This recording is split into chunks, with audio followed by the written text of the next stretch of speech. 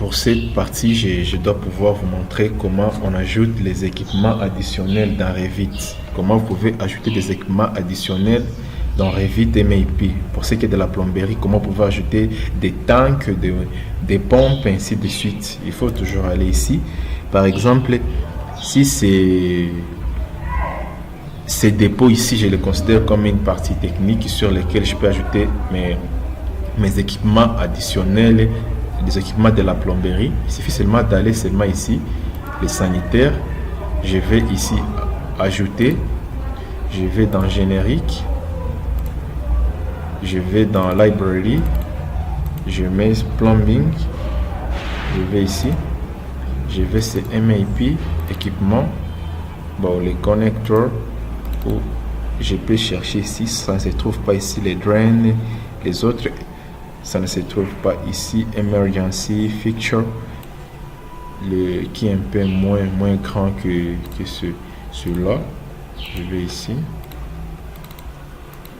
mechanical, MEP, general components, je vais sur tank, je peux me mettre ce tank là qui est vertical. Et par exemple, le tank qui est vertical est là, c'est ici que je le mets. Après, qu'est-ce que je vais faire? Je dois aller ici, composantes,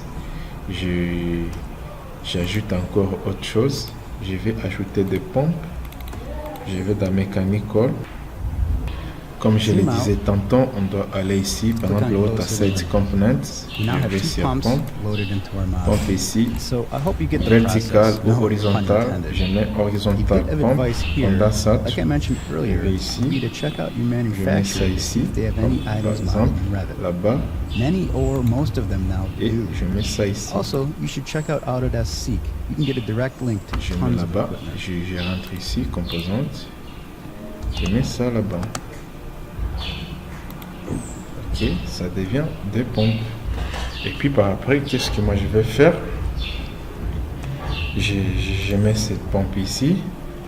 Le rôle de quoi? De cette connexion que je vais, ces réseaux-là de distribution que je vais essayer, c'est comment faire fonctionner deux pompes en série qui peuvent produire, qui aspirent, qui fournit de l'eau à l'intérieur de la maison, de l'eau qui proviennent d'un réservoir. Ces réservoirs qui tirent l'eau qui vient de l'extérieur.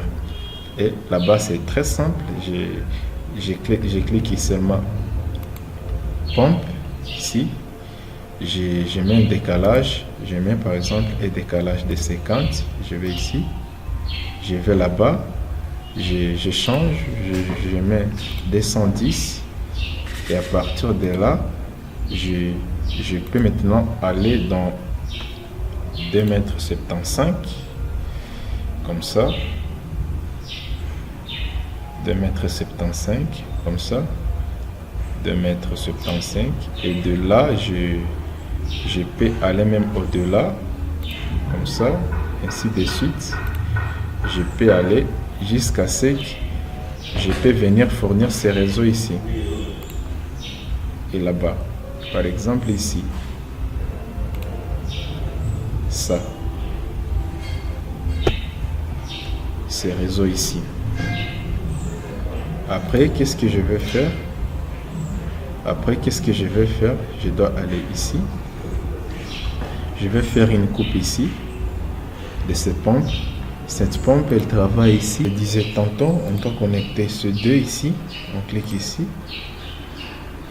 Il faut cliquer ici pour ne pas avoir des inclinaisons.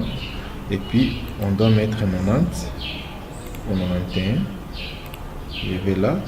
Et je connecte avec ça. Et si je vais dans la coupe, ici, vous voyez, ça est là-bas. La connexion est là. Je peux descendre un peu. Nos deux pompes sont connectées. Et là, qui produit de l'eau comme ça. Et puis, par après, nos pompes sont là. Voilà.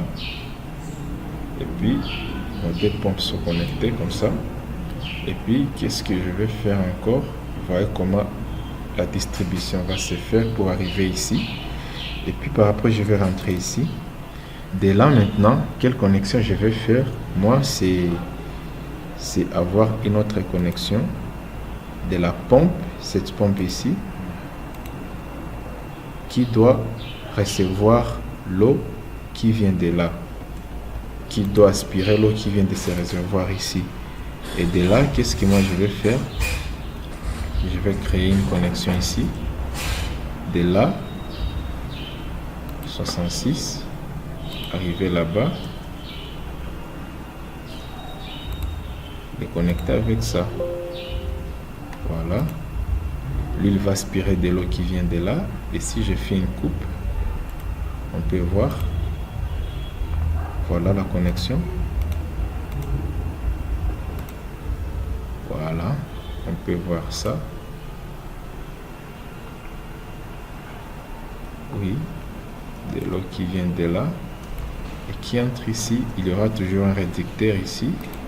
Le réducteur qui est là. Qui reçoit l'eau qui vient de là. L'eau entre dans les pompes. Comme les pompes, ces deux pompes fonctionnent en série. Maintenant, ils aspirent de l'eau qui vient de là et les distribuent là-bas. Et puis, autre chose, c'est maintenant d'où provient cette eau-là.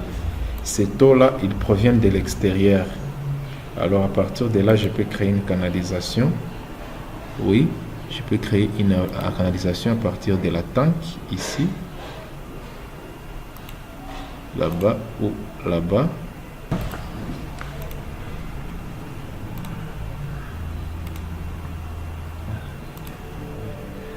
À cette hauteur-là. Et à partir de là, l'eau vient de l'extérieur ici. L'eau passe. À partir de là, l'eau, il va là-bas. Ça vient de là. Et arrivé ici, ça descend à une certaine hauteur de 50 cm. Et ça vient comme ça. Et le raccordement se fait à partir de là.